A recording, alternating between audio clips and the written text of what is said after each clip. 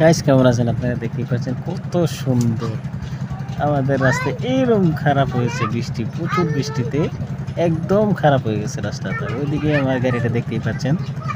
আজকে দেখি গা কপালে কে আছে, চলুন সবাইকে। এই দেখুন কত সুন্দর হয়েছে আজকে পরিবেশটা।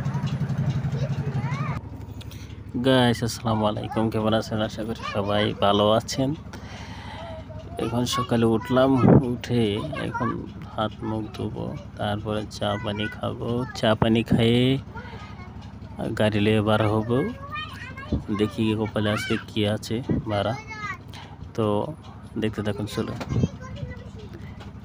তো দেখুন আমি ঘর থেকে বার হয়ে গেলাম, গাড়িতে যাবো এখন। ঘরের সামনে প্রচুর বৃষ্টি হয়েছে, আগামীকাল গেছে কাল।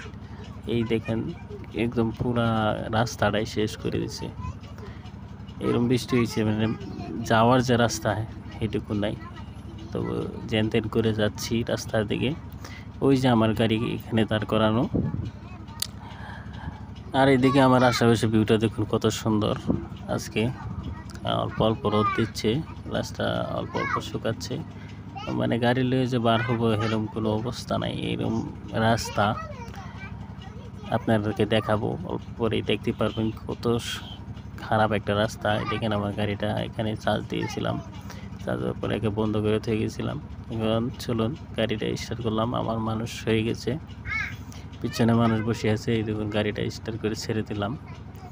দেখতেই পাচ্ছেন সামনে কত রাস্তা খারাপ। এইদিকে দেখুন একদম খারাপ রাস্তা, মানে আর বলবার মতো নাই, কতটুকু খারাপ হয়েছে বৃষ্টি রাস্তা।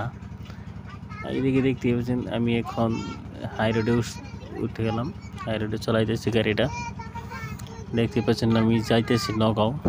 আজকে নগাঁও, এটা আমাদের ওভারব্রিজটা যাইতেছি ডিমুসেরিয়ালি।